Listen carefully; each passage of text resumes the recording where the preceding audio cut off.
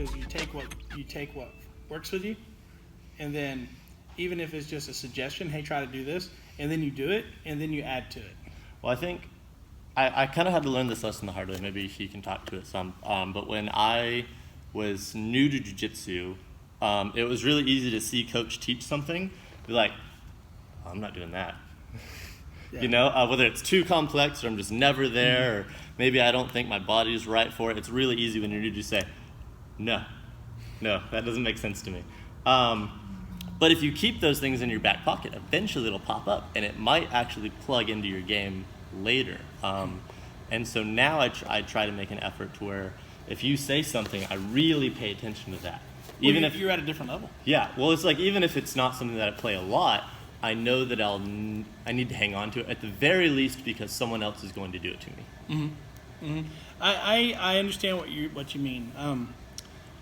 I remember learning, or I didn't really learn it. Sure. Because I'd shut it out. I was just like, man, I can't do that move. You know, that's never going to work for me. I can't do that. Yeah. But, like you said, sometimes you get the puzzle pieces earlier, and then you realize, oh, here's where those puzzle pieces go later on. Yeah. So my suggestion is like, we can't take white belts and blue belts and teach them all the secrets of, I don't know, let's say reverse De La Riva and single leg X, because it's going to be too complex, right? But we can teach them. They can learn as much as they need to learn for the moment. Sure. Which might be just, okay, my first part of the De La Riva, instead of going, from here and then learning how to invert under this, my first thing to teach somebody might be kicking this leg through, dropping this leg down, and taking you back. That might be the only part of De La Riva that you need to know. Right. And you can teach that to a white belt. Sure. Absolutely. Because they need to get used to, first of all, setting the position up. Mm-hmm. And once you set that position up 150, 200 times by doing that sweep, then you're going to realize when it's time to come back and teach a little bit more to it. Yeah. Okay, now we can teach sweeping them over your head. Now we can teach bolos off of that. Yeah. You see what There's so much just from that one position. If you go to Zev, you know what I'm talking about, but I keep a binder at my school, and every time I learn a move or a position, I put it in the binder. Mm-hmm. And I have them categorized. And so, like, just guard alone is just like you got your bolo, your single legs, your worm, your lapel. It's like all these different kinds of guards. And I think if I show that to someone that's brand new, it's really easy to get overwhelmed. You go, I'm not learning all that. Heck yeah. I'm not learning all that, let alone everything you can do from every single one of those moves. Which is part of the reason I have the binder, because even I've been doing this for a while, it's hard to keep track of everything. Think of it like this. What's the way my caveman brain puts things together? If let's say you go into first grade, okay?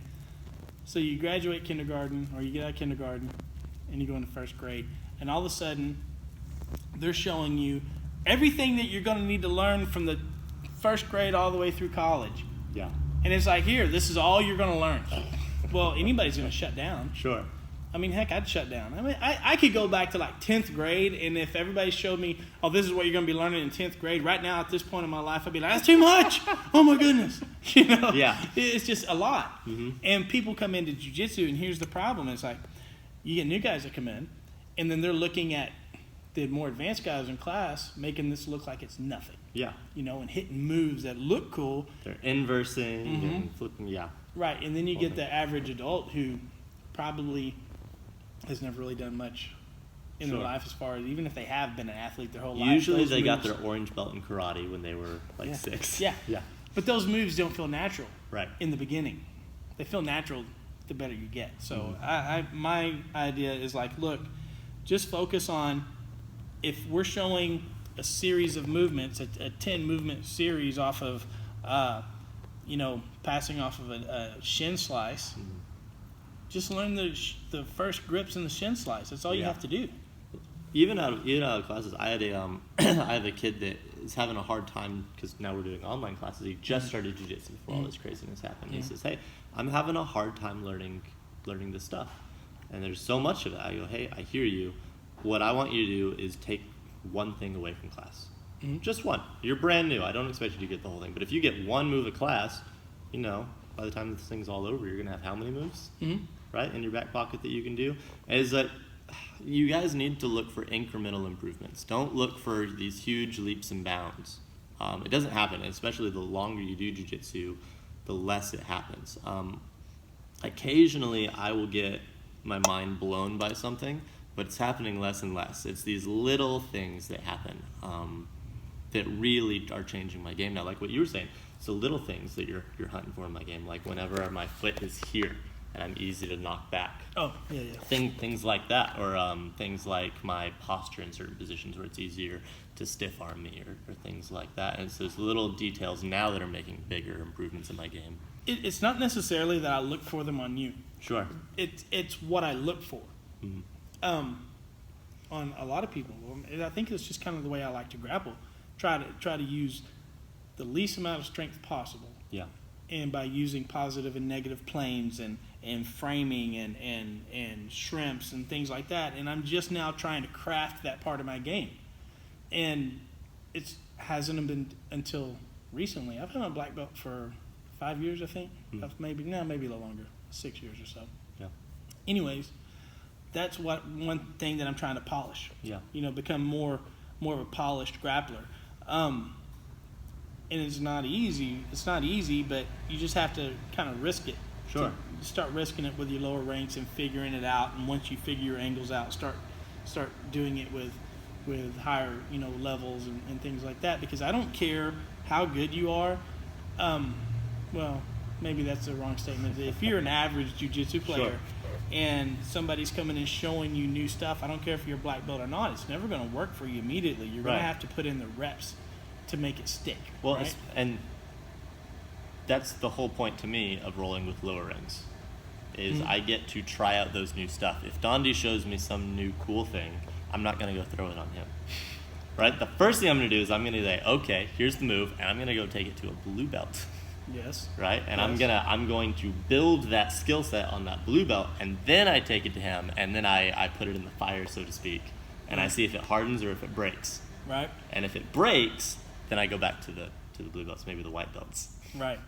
Well, I practice it with white belts. Yeah. I practice it with white belts because it's like if you have a salty white belt, a 3 or 4 stripe white belt. Sure.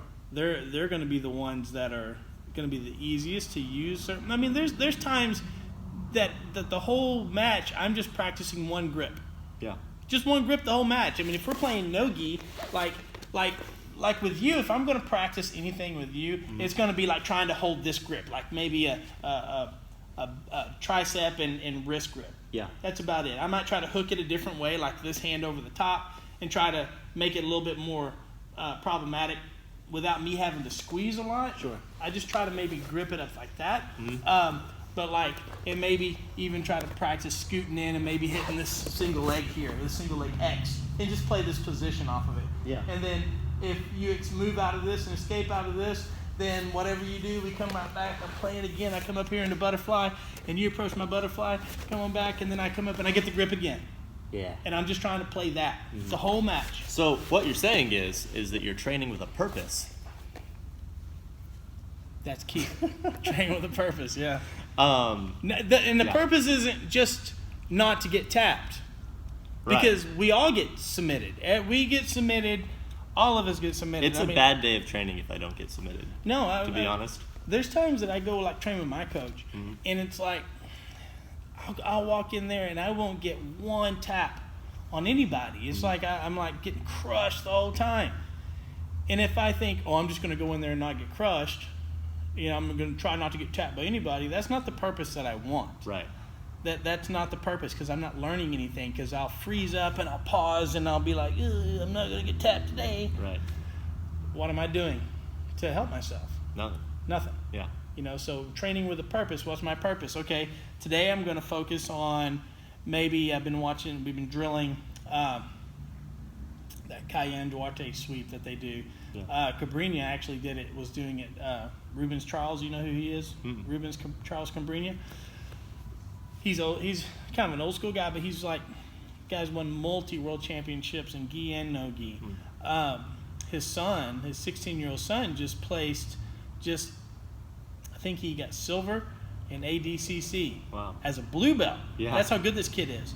And ADCC as a blue belt went in and got a silver medal at 16 years old. That's really cool. That's how good these guys are. Yeah. So I completely lost track to start talking about. We're talking about training with a purpose. Oh yeah, so training with a purpose might be like I've been practicing like this sweep this thing that I've been watching Kay and Duarte. These guys made it at Atos. They made it popular, and so I'll go in and practice that. And if I get that one time or two times in a match, I know that I'm always going to be trying to hit that on everybody. Yeah, that's my purpose for that day. My guys know when I'm working on something specific because that's all I hit them with. So like we had a bet recently, and neither of us we do. Oh, and we still haven't delivered on the bet. We haven't. We're not rolling gi. That's true. It's on purpose. But we had a bet on who could berimbolo the other one first, and I went to my gym, and you know what I did to all my guys? I boloed them. It didn't do anything else. If they passed my guard, I tapped, and then I went right back and started doing bolos. And it frustrated some people. Right. But I wanted to get good at bolos. And I think it's easy for someone to say, okay, well, I'll do this move once or twice, and then I'll roll for real. Well, you're not going to get good at the move if you do it once or twice. No. That's the idea of drilling. I'm sure you've talked to you guys about drilling because I talk to you guys all the time about drilling positions. And it's like, but drilling is boring. Nobody likes to drill. And some guys, like Kit Dale. You ever heard of Kit Dale? He learns, his idea of learning jiu-jitsu is learning by concept, conceptual learning. Right? I like that a lot. And it works. I mean, it does work. But I think that mixing conceptual learning with drilling is important. I think it's imperative to all of our games, right? Sure. Because you have to be able to get the flow in what you're doing. Yeah. But how many times have you tried to drill with a partner that's just not conducive to your drilling or to your game even? You know, it's just because they don't know really how to drill yet. Yeah. And it's important. Drilling, like, for instance, let's show you a little drill that I like to. This is one thing that I like to do. If I'm coming in here to drill the knee cut, coming in here, then we step in, we control the hip, push the knee, side shuffle, drop the shoulder, slide through, pass. Well, we can come in here, and the first thing you need to do is go here. 1, 2, 3. So I might drill that 50 times, right? And then after I hit that 50 times, I'll come in here, boom, and I'll hit this. All right, so I'll drill that another 50 times, right? So I've drilled the entry 100 times so far. Now the knee cut. Now we go through the knee cut and you block. Boom. Okay, so you block here. We side shift to the shin. Drop. Pass. Drill that part 50 times. And then I go here. Boom. And instead of here, you shoot into this. And now we go into the game we just went into. Yeah. Okay. Back step. Come up. Sorry. Go into the catching the arm. Come up. Shoulder lock. Or playing his back take that he likes to play. Yeah. If you pick one move, where do you start to drill? Where do you start? One thing. White belt. What's the first thing I can drill? Well, you need a good sweep, you need a good guard pass, and you need a couple of submissions from, whatever position your sweep puts you in or your guard pass puts you in. Right. So, changing topics a little bit, something I wanted to talk to you about is, I guess, your expectations of each belt level. Because I think we segued into that a little bit, saying what white belts need to know. Because I think we have a little bit of a different perspective. Obviously, you've been doing jiu-jitsu a little bit longer. I've come from a couple different schools now where I've seen it done a couple different ways. But what's your expectation of someone on their way to blue belt? Well, there's a couple of ways to answer that question, I think. Sure, yeah. You know, I think there's a lot of people have a lot of different thoughts on it. Well, it depends on, because your students aren't the same. Right. Nobody's the same. You might have somebody who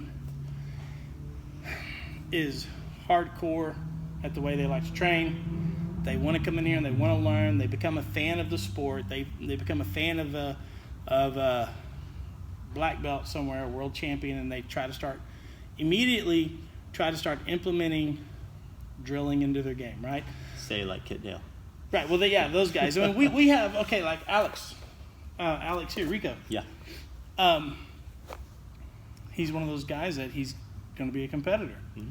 You know, he drills, he puts in the hard work. Then you have guys who come in, or ladies, it's non-binary, I guess. They come in and they get overwhelmed mm-hmm. by everything that they're learning and seeing. Classified kind of hobbyists. Mm-hmm. Yeah. And they get frustrated. They don't know how to drill. When it starts to get tough, they kind of back off of it a little bit because they don't want to be sore. So really as far as what I'm looking at as far as belt levels of white belts, I tell everybody you have to be coachable. If you're not coachable, you're not going to really make it very far. Absolutely. So if you don't quit, if you just come and train and you don't quit, that's what I look for in the beginning. Yeah. Don't quit. Just don't quit. Stick with us. Which is a lot harder than it sounds. Yeah. It's really easy to say, so don't quit. And people are like, I can do it. I can stick through it. And then life gets in the way. You got girlfriends, boyfriends, jobs.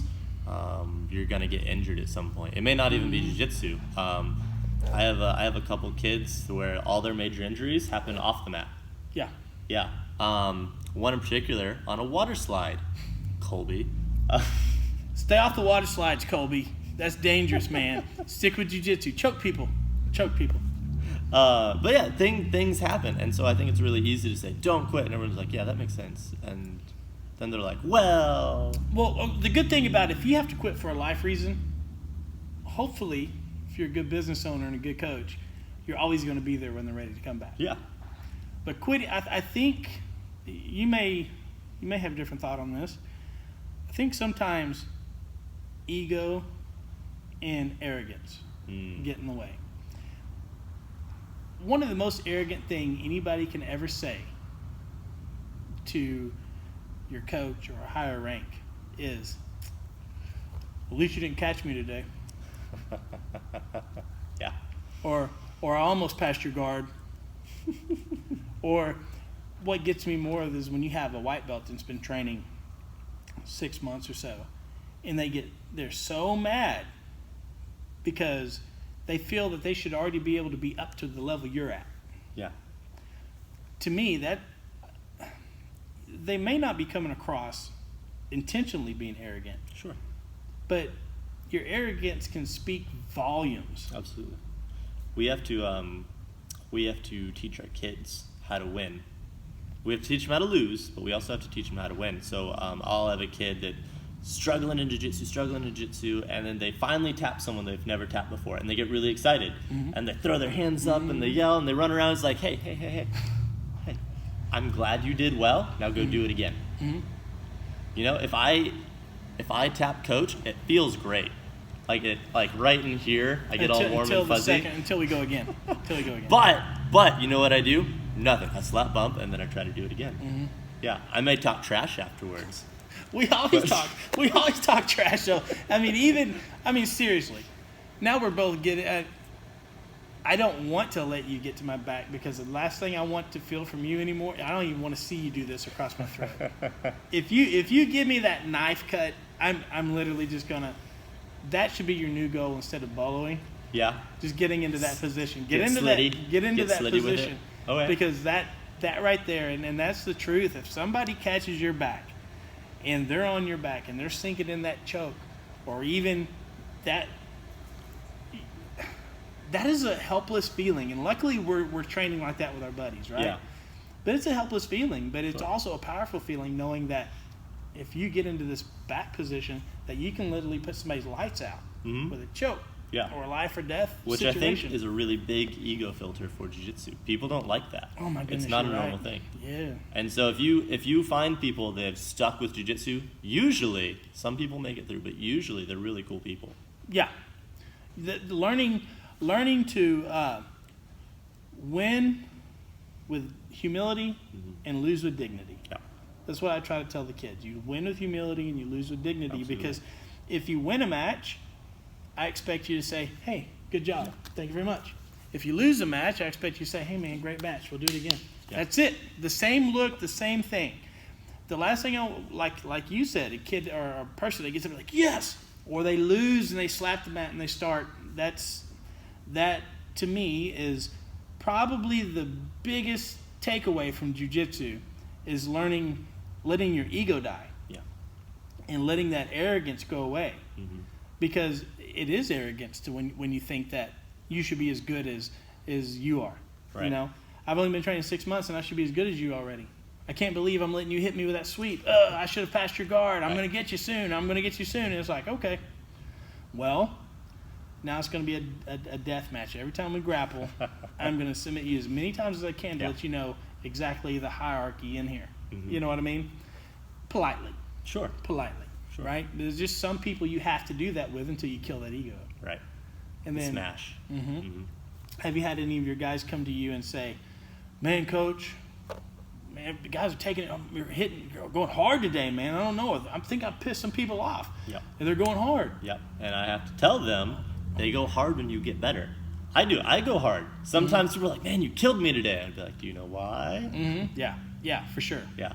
I can't sleep on this. I can't sleep on this person anymore. Yeah. Well, I mean, I've had that realization with you. You know, in the beginning, we just kind of flowed a little bit. I'd flow a little bit with you, no big deal. And then you started picking up the heat, and I don't sleep on you anymore. It's like, nope, somebody's getting tapped here. Yeah.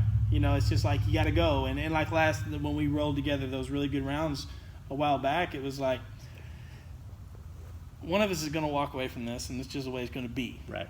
We're buddies, but we're getting after it. And I have a lot of teammates that I respect that they're like my brothers. It's like, that's how you do. Sure. That's how you do. It's like, oh, we're friends, but one of us is gonna get the other person now. And those are the rounds that I like. I really like training like that. But not a lot of people can do that. No, and again, I think that comes back to ego, where it's really hard to admit that someone can kill you. It's hard to admit that. I think jiu-jitsu, it's harder to admit than any other martial art, because like, let's say we both have a striking background as well. Mm-hmm. If someone beat me in sparring, it's really easy for me to say, well, I could have gone harder. I could have punched him harder. I could have amped it up a little bit. Could have that. Yeah. Jiu-jitsu, there's very little room for excuses. No. There's none of that. Because if your teammates are teammates, they're going to call you out when you're rolling lazy. Yeah. They're going to be like, what's wrong with you? You injured? No. Well, then what's up? Mm-hmm. Oh, what's happening? Why are you grappling like this? Because it's not how you normally grapple. Right. You know? I find that there's certain times of the day that I grapple better than others. You know, right. I don't like grappling first thing in the morning. But around 11 to 1-ish is like my best times for me to train. But I find sometimes that if I'm not able to disconnect what's going on up here, like if I got a lot of stuff going on outside, it used to completely affect my training. But I realized that this mat is my meditation place. Right. You know, and I realized that a while back, and even like my boys and my guys over at my coach's school, it's like we know when somebody's just coming in to get after it. Yeah. And you can read it. You can read it on their face. Sure. And there's times I just call it, hey, I got to meditate today, guys. This is what's happening. And my whole goal is to get out there with my guys that I know that are it's gonna bring the heat. Sure. And my job is just to hunt submissions the whole time. Hunt submissions, hunt submissions, hunt submissions. That's it. If I get tapped, knuckle up, go again. Hunt submissions, hunt submissions. Because I'm able to let go of this and focus only on training for a little bit. Right. And then when I leave the mat, I've left all of that. It feels all great. of that out here. It feels great. And for me, it's really hard to leave jiu-jitsu angry. Yeah. It can happen, but like if I'm having a horrible day, so like this week has been rough, guys. With like all the corona crap, and my shower broke the other day, and I've got people on the phone with me that are not always fun to talk to. But then I come here, and there's no room for that in my head because I'm worried about you choking me, or I'm worried about you tearing my foot off. And I guess being able to be in that kind of primal headspace by the time I'm gone, or by the time I walk out the door, rather, I'm way better than I was walking in. And I think that's kind of universally true for a lot of people. Yeah. Well, I think people can get that release from a lot of different activities, like, lifting weights, for example. You can get in and sling some weight, man, to get the same endorphins rushing and to let stuff go. But I'm telling you that I've never had anything that fixes stuff better than jiu-jitsu does. Because it's like this. It's like, okay, I'm trying to learn how to do a scissor sweep up into S-mount and hit a straight arm bar off of that, right? Yeah. So I can practice that and practice it. And get it done, right? Yeah. But I can also know that that's my obstacle at the moment, is learning that. And if you take, okay, I have to really focus on this and do these moves and get this right and drill it, I can take that same discipline and apply it to, okay, why am I always short in my bank account every month? Yeah. What am I doing? Okay, well, let's go back. Oh, okay. So how many times has somebody told you, hey, I'm having a hard time with escaping side control? All the time. Okay. Yeah. Well, that makes sense. You're having a hard time escaping side control. So if Alex is here and he's on side control. Probably just leave it this way. There we go. He's on side control, and I'm having a hard time escaping. Well, the problem isn't with my escape. The problem is, come back up here. How the heck did you get past my guard to get to side control? Right. The problem is not my side control escape. The problem is I'm letting you pass my guard and get into your static position here. And now I'm trying to escape side control. Right. So it's like trying to solve a problem too deep into the problem. Exactly. Why am I always short every month? Well, let's go back through here. Let's line item everything. Oh, well, you're spending $200 a month on Starbucks. Yeah. You're going to Taco Casa, twice a week. Mm-hmm.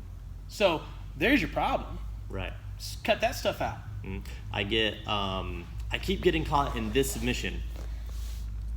It's like, hey, don't do that. Which I hated that answer when I was like blue and purple belt. Because I had those questions a lot. And they're like, oh, just don't do that.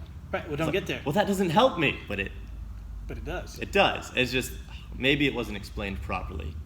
Right? The solution is not, well, when your arm's all the way extended, all you have to do is... Exactly. The solution is, well, how did they set up the arm bar?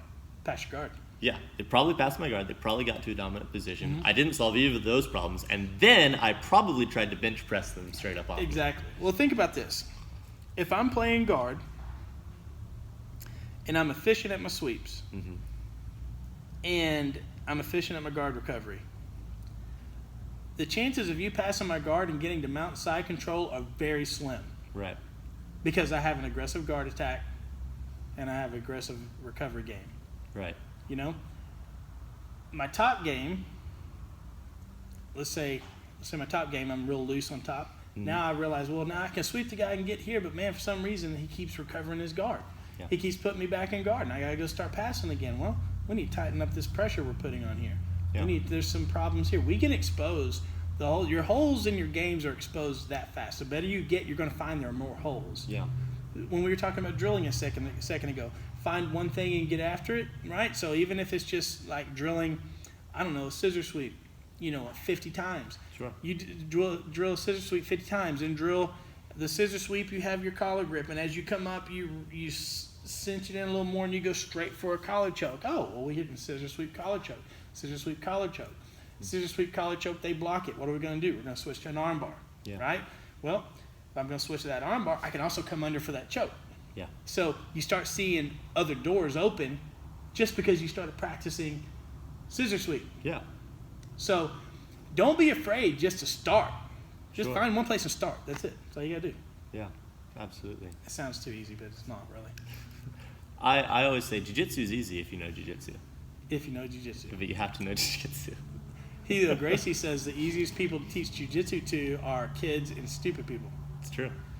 And I don't want to offend anybody by saying stupid. So don't. If we have easily offended people listening to this, please don't consider it. They probably don't watch this. They probably don't watch this. But kids, I find them to be the easiest people to teach ever. Sure. Because, they have their some of them are knuckleheads. They like to be kids. I mean, I'm about a half level above them. I'm right there with them. But you say do this, and they're able to basically just kind of emulate what you're doing. Mm-hmm. Yeah. Adults, we need they're to copy have, machines. Right. We need to have a name for everything. We need to have a reason why. We need to know 15 different freaking grips. Mm-hmm. We need to do all this other kind of stuff, and we make it more complicated than what it is. Yeah, and then pour on 20 what ifs. Yeah. What if this? Mm-hmm. Well, don't do that. How many times, though, have you ever told your guy, find somebody that you like as far as you're built like, and just try to copy them? So, maybe not that exact word, but you do something really cool that I haven't heard a lot before, which is you tell people to I guess, idol's not the right word, but you tell people, find someone you can emulate. Yeah, but you've told me that become a fan. And so you pointed out Musini. Musumeci? Yeah. Mikey? Uh-huh. Yeah, Mikey, Marcelo. And so I find these people that are either kind of built like me or play games that I like, and I watch. Yeah. And I take little notes, and I say, okay, I'm going to try that next time. That's how I started the backstep. Yeah. That's how, and I butchered it earlier, but that arm drag to inside trip, that's all Marcelo. Mm-hmm. My butterfly game, all Marcelo. Mm-hmm.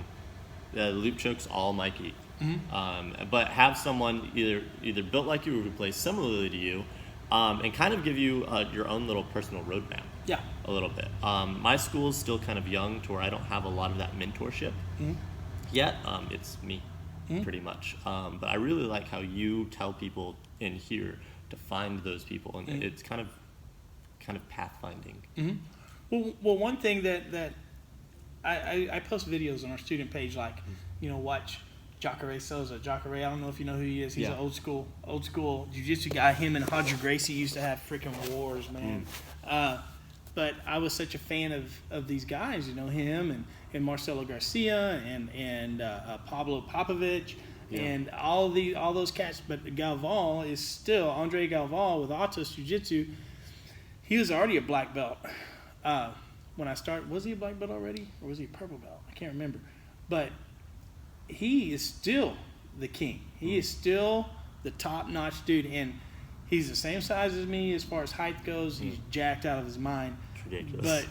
But his jiu-jitsu is beautiful. And I had the privilege of being able to train with him. I bought a private lesson from him.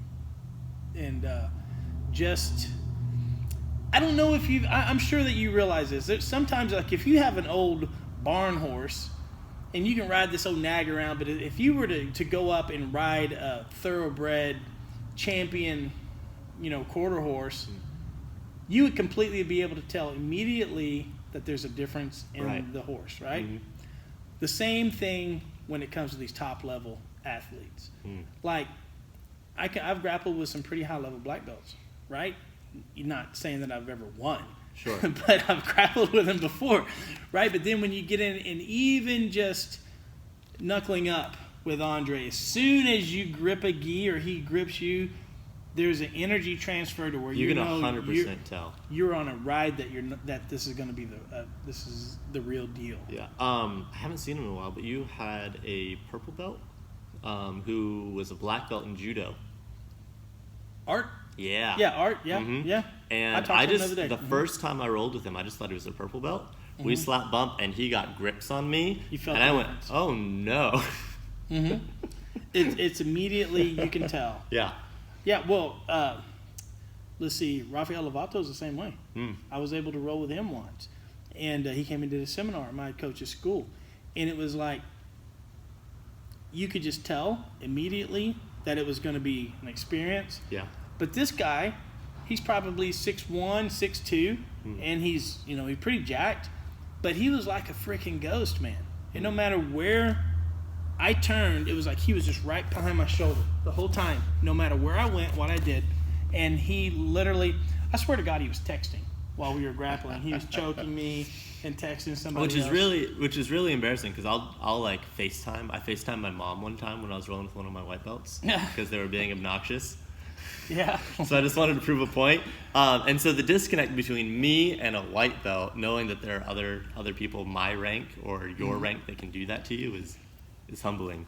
You know, that transcends through the whole sport. Yeah. I mean, because I think we talked about this the last time. If you watch Cayenne Duarte going against Leandro Lo, yeah, he made Leandro Lo look like he was having a bad day. Mm-hmm.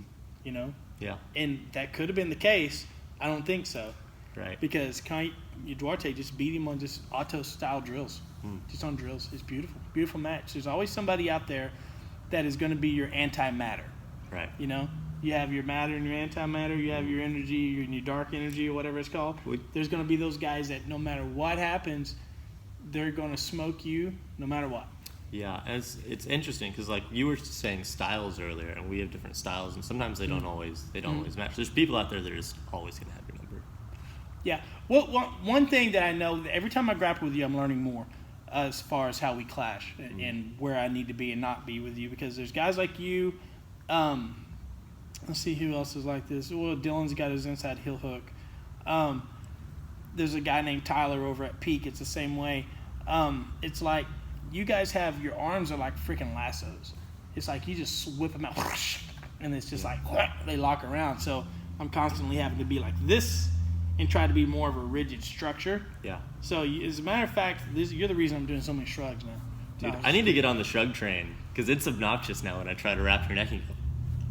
That's what I'm telling you, man. You do. I don't care if you just go buy some dumbbells and just start shrugging all the time. That makes a big difference. Yeah, I can tell it makes a big difference. I mean, I'm serious. Yeah. It used to not make that big of a difference. I mean, well, I didn't know how big of a difference it made up until recently. Mm-hmm. We talk about leaving training feeling relieved and stuff. Yeah. What's funny is like there was a while back to where before I started really getting into lifting, I could feel my body breaking down. The little stability muscles and things that I needed weren't working out the right way. They weren't the best, right? Yeah. There's one time I went and trained with my guys at Peak, my coach's school, and I literally, as a grown man, felt like crying before I left because I got crushed. Everybody was crushing me. I was getting crushed by people who should never, ever, ever be able to crush me. Right. And it was it was humbling.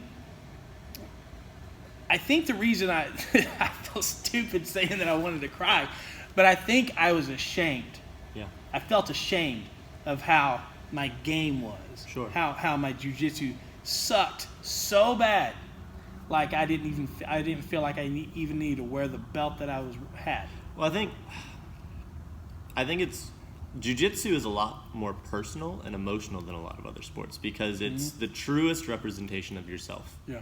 If that makes sense. So like I can roll with somebody and kind of get a feel for their personality. I know how hard they're willing to work. I know kind of their ethic, if that makes sense. Yeah. If I enjoy shooting matches. If I shoot a stage and I just whiff it, it's not a big deal. You know, if I just completely, lose my game, if I DQ, whatever, it's not that big of a deal. If I kind of lose myself in jiu-jitsu, it hurts a lot more, if that makes sense. Yeah, it does. But it's really personal. It's I think it's because jiu-jitsu is a really accurate representation of who you are. And if who you are doesn't match up, that really kind of hits home. Yeah.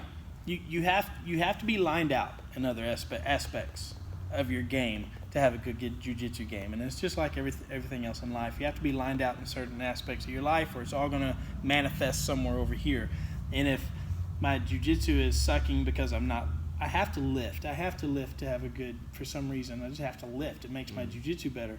But if I don't drill like I should, if I don't train like I should, or if I let little injuries keep me off the mat, because it's like, I'm going to wait today instead of just altering my game and playing a different position.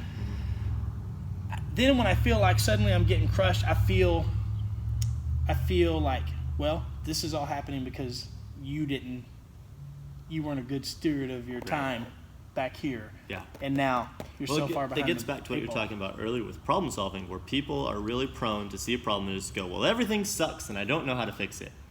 I was like, well, let's take a step back. Yeah, detach. Right? Because I think people to borrow a phrase, miss the forest for the trees, so to speak.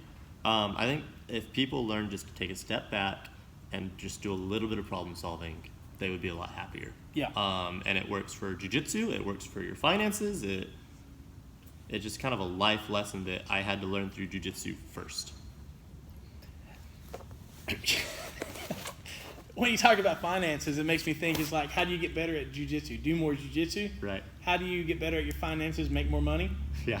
Well, that's not necessarily the case, because I can make more money, and if I don't have the discipline to use that money properly, it doesn't matter how much you're going to make. You're just going to buy more crap, right? Well, sure, but we go to jiu-jitsu school. Right. You go to jiu-jitsu. Right. We study, we train. Study and you train, right? But the more mat time you put in, I think it works in jiu-jitsu. How do you get better at jiu-jitsu? Do more jiu-jitsu. Right. You just get in here and just keep working. If you skip because you get home, how many times have people they say, I'm going to be running a little bit late, I'm getting off work a little bit late, and then they go home. The problem is you go home. You get comfortable. You sit down. You make the mistake of sitting down. Yeah. And then it's like, all of a sudden you smell the food being cooked in the kitchen, or one of your kids comes up and crawls in your lap and snuggles with you, and then you're like, oh, I'm staying home tonight. There have been days, and I've told my students this. There's one day in particular I came up here, and I told you before and after, I was like, I don't want to be here. I just don't want to be here. But I'm here. As like that discipline of I have these goals, and this is what I need to do to get here, and that means that sometimes I do things that I don't want to do. Yeah. Because of that discipline. And that was one of those days where I maybe had a similar moment to you, wanting to cry that one day. Where it was like, I hate this. I hate rolling. I hate drilling. I'm tired. This is the worst. It's been a long time since I've had that lump in my throat and those tears in my eyes. I think the last time I've cried like that, to feel like that, my grandfather's funeral. I had I had one of those big cries, but I really felt like that day, like, geez, this is not. How many times though have you not went to train because you didn't feel like it, and then you regret it? Recently, none. It's been a long time. But there's been a lot of times where it's like, I hate this. I want to quit. This is the worst. I don't know why I'm doing this. I'm always broken, tired, and sore. Well, you're 26. Yeah. I'm 47. Sometimes my body tells me, you're an idiot. Don't train today. You need to let that injury heal. Right. You need to, and I've not listened to it at times, and I've made little injuries worse. Like right now, I got a wrist issue that, just before class over there, I was just trying to do. You saw me over there, and it just kind of hurt, and it started hurting worse. And we were grappling a second ago. My hand popped and it hit like that. I'm like, oh, but I just have to adjust how I use this hand and start using hook grips. You know what I mean? Because hook grips are easier. But anytime I try to grip with it and pull with it or post off of this hand, it makes it worse. One thing that makes it worse too is he grabs it. He grabs my wrist and he bends it. And so I don't know if he does this to you guys, but he does it here. And I know that my guys here at this school, he probably does the same thing to them. I don't know where he would learn a mean trick like that, but he sure does grab it. I didn't really throw wrist locks until Roger. Roger taught you a wrist lock? Roger didn't teach me anything, but Roger started going for my wrist, and I was like, oh, okay, this is the thing here. Oh yeah, no, we play dark side jiu-jitsu here. We for sure play dark side jiu-jitsu. Yeah, and see, here's the thing. How much do you weigh? 195 this morning. 195. Okay, I hover usually about 150, right? And you've been doing jiu-jitsu for about 7 years longer than me. Since I was, yeah, probably right. Right. So if you tape up that wrist. I don't blame you, man. I would too. It's just like, hey, you're grappling, right? Yeah. Tony does the same thing. Tony goes right after it, but I have to have the security on it. That's the same thing. Now, there is a difference between me just being like, going for it. It's like, I'm going to wrist lock that wrist. I'm going for it. And then just playing normally, but being a little bit more cautious. There's a difference. I'm not just going for that wrist in particular. I don't. Maybe. Because in my mind, sure, I feel like you're doing it. But now, will I cheat against coach? 100%. I would too. My coach is the same way. He'll have something, and he says, every time I have a hurt area, you always going for it. I'm like, well, have you ever thought that maybe you're injured because you're playing the game that injures that? Right. Maybe you should alter your game so people quit going for it. He's like, man, my elbow's hurting. Everybody's going for my elbow. Quit leaving your arm out. Play your other side. Alter your game, bro. What's up? Now, you should know this. He's told me the same thing. Yeah. My coach is like, we preach it a lot and then we don't do it ourselves. Yeah. Until guys like, you know, like I am with him or like you are will be like, well, bro, you're the one that says to do it like this. And we're like, oh, yeah, I guess I got to do it Well, too. you know, we use up all our discipline just coming to jiu-jitsu. Yeah. Well, And so once we're here, we might as well train. true. One thing that I have found is there's a difference between owning your school and actually getting to go take a class. Yeah. So owning the school is I teach the class, and then you would think that, oh, all you get to do is just roll and grapple all day long, lift weights, grapple, and cash checks. It'd be nice. That's not how it It'd works. be nice. Because there's times that I do want to do rounds, but I've already been standing on my feet from 4 o'clock until whatever for sure. time we're getting ready to go, and then Yeah, teaching kids class is exhausting. and we're running Little Ninjas, kids class, teens class, kickboxing, and then adult jiu-jitsu, right? So that's 4 classes before adult, or 3 classes before adult jiu-jitsu. Yeah. Because we share the mat with teens and kickboxing, and then by the time rounds get here, and it's just kind of like, oh, man. And when you got a lot of people, though, you have to watch the mat Yep. at the same time. And a lot of coaches just go and they go grapple. And then people are over here doing knothead stuff, you know? Yep. And I find it kind of hard for me to do that. I kind of like Absolutely, to sit yeah. and monitor a lot more. I have to have always at least one person watching. And people may not be trying to be dumb, but they'll lack spatial awareness. If someone gets kicked in the face. It's inexperience. That's all it is. It's just if the mat was full of high ranks, it would be fine. I don't know, bro. I don't know. I've grappled in some places with a bunch of high ranks, and you got some just wildebeest in there that just once they lock on, they get target fixated and they get after it, and they don't pay attention to anybody around them. Yeah. There's guys who've been ready for MMA matches, getting ready for MMA matches a week out, getting rolling, and they shouldn't be rolling, and then some monster falls back and lands on their ankle and breaks their freaking ankle right before the MMA match. Fun. Yeah. Well, that's why we keep like when Tyson was training, we kept him down here, away from everybody. Yeah. Whenever we were doing with him, I wanted to keep him isolated for that reason right there, because not everybody pays attention. Right. And big people, I don't want to sound like a jerk, but sometimes you get big dudes, and they're going light. When they say light, well, their light is light for them, right? You put 2 giant guys together rolling that way, yeah, they're rolling real light and stuff, right?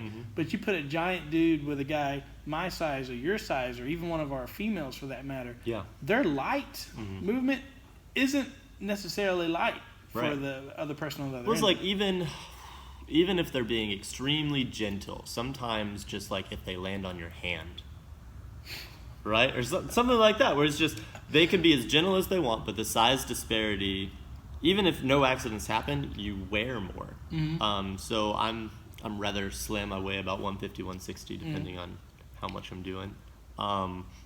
But there are certain people that I don't particularly enjoy rolling with, or maybe I love rolling with them, but I'll only roll with them maybe once or twice a week. Because if I roll with them every day, I know that I'm going to be hurt. That's like Big Zilla. Yeah, and it won't be his fault at all, right? It'll be, it just is, Yeah. because my body cannot handle that weight for an extended period of time. True. No, Zilla, Big Zilla, he's, what is he, 280 pounds? He's a big boy. He's lost over 100 pounds since he's been here. He's like 6'4". This guy, he's a blue belt, and he moves like a little guy. Yeah. It's crazy. And every time I grapple with him, he's more intense. And it's not just I'm a big boy doing the Kool-Aid smash through everything. Right. You know how the Kool-Aid guy goes to the door? He's not Kool-Aid smashing through stuff. He's using technique. And when you put technique with a big person, that's even more scary. Right. It's like, oh crap, I can't let him get to this position on me. Charles is getting just as good too. We got a lot Charles of big is fun dudes. to roll with, yeah. We got a lot of big dudes in the school.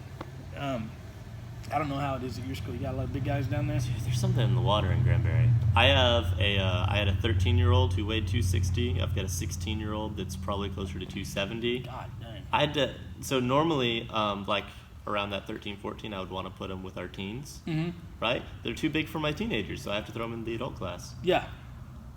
Yeah, for sure. Yeah. You think it's in the water, or do you think it's in the chicken? You think it's it might be in the chicken. I'm just saying, I grew up on the European food without all that, and I'm this size. I grew up on well water out here in Parker County. Yeah. But the guys here in town that grew up in town, they're huge. They're all huge. I'm like, what's going on, man? What did I miss out on? It's ridiculous. It's insane. But yeah, I've really enjoyed our training that we've been able to do. Yeah. That's a good thing about, I mean, I don't want to say this is a good thing, but that's positive about all this stuff that's going on right now is that you and I have been able to actually get in here and start dissecting some stuff together. Yeah. And I do like that. I think it's fun. Yeah, I like it a lot. And it's, it's frustrating sometimes when you reach a certain point because it's really easy to plateau. And the higher you get, the easier it is to plateau because it's hard to find those little things by yourself. And you can dissect film and you can do classes and watch videos and all that stuff. But sometimes it takes me getting with coach and just rolling and seeing what I need to fix. And like I said, the longer you do this, it's not always those big changes. It's little changes. Yeah. The video that you posted last week, I've watched that several times just to watch some of the transitions and things that where some of the holes in the game were.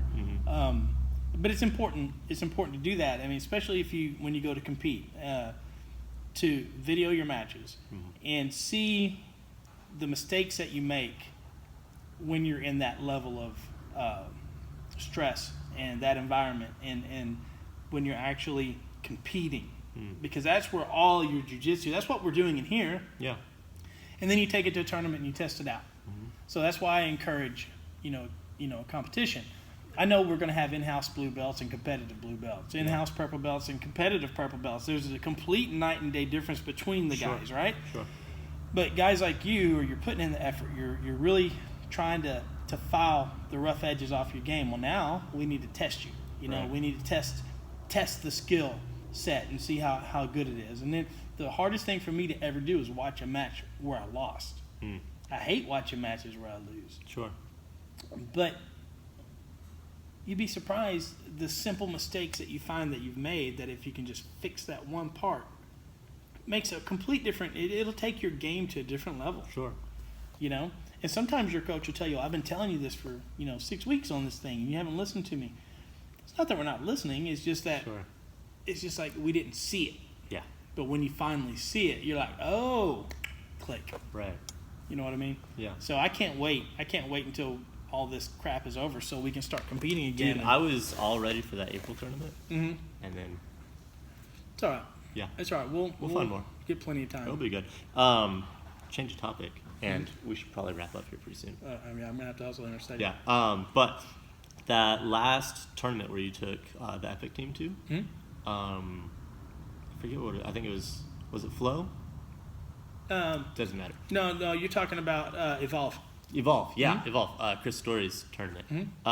There was a moment where I was watching these two brown belts go, and it was Juan Tatum, your coach, I think somebody else was there, and then Chris Story were all there coaching the match. Yeah. And that was really fun for me to watch and just listen to, because there were some times where you would all agree, and there was some times where you would all be saying different stuff. And it was just really interesting to see all the different styles and games inputting on a high level match. Were we talking smack to the brown belts too when they were out there grappling? There were some. Were they our guys that we were? Yeah, there was two ladies. Okay. I know one of the brown belts I've rolled with at Peak before. But I didn't know who the other one was. Okay. Yeah, but it was really cool watching that. I never got to say that, but I enjoyed hearing other people coaching. Yeah. And that kind of stuff. Yeah, there's a definite, like my coach has produced a lot of black belts, and several of us have schools, and my coach is Paul Halmy, and my friend Juan Tatum, we got our black belts together. We've been grappling together since he was a blue belt when he came in. I think I was a I think I was like a 3 or 4 stripe white belt. But Juan and I have been training together the whole time, you know. And my coach is 6'4". He's just a giant dude. Yeah. And but he has such a good concept of a good understanding of my base game, Juan's base game, because he's taught us that. Right. You know what I mean? Juan is like, I've used Juan to help train me for my last couple of fight to win matches, because Juan is really good about exposing weaknesses in the game, right? And the only reason I say it sticks with me better when Juan exposes it as opposed to when my coach exposes it is because of the size difference. Yeah. My coach is 6'4", and he's a big dude. He weighs like 230, right? But when he's able to muscle through or power through something, I'm like, oh, you kind of ride it off. He kind of, you know, well, yeah. But nobody else's cat. But then when Juan is built basically like you. I think he weighs probably 160 about right now, maybe. Yeah, he's about my size. Yeah. But he's able to really expose a lot of my weakness, and it's like, oh, well, this is the reason why. And so he has a different way of critiquing my game, and filing off some rough edges, and you're not changing it to like, okay, you have this match coming up, let's watch this guy, let's figure out what he's doing, and we're going to counter it. No, that's not how we do it. It's like we grapple, we find where my weaknesses are. Okay, he may be good at this, but we're going to practice this kind of stuff, and really. Is the word shore up? Shore, I don't know. It's kind of tighten up the game. Yeah. Tighten up your game, and that's important when it comes time to compete, right? Right. That's why we start 8 weeks out, 6 to 8 weeks out, right? You learn, okay, if I'm going to drop 15 pounds from this, okay, we need to be next week we need to be at this weight. Next week we need to be this, and we're going to start drilling this. Takedown chains. Right. Like we were talking about. You're saying you need to work on your takedowns, or you want to learn more wrestling. That's the only reason that I got better at wrestling is because Juan and I started working takedown chains. Right. We started working. I started watching Galval's blast doubles and started practicing those. And when I went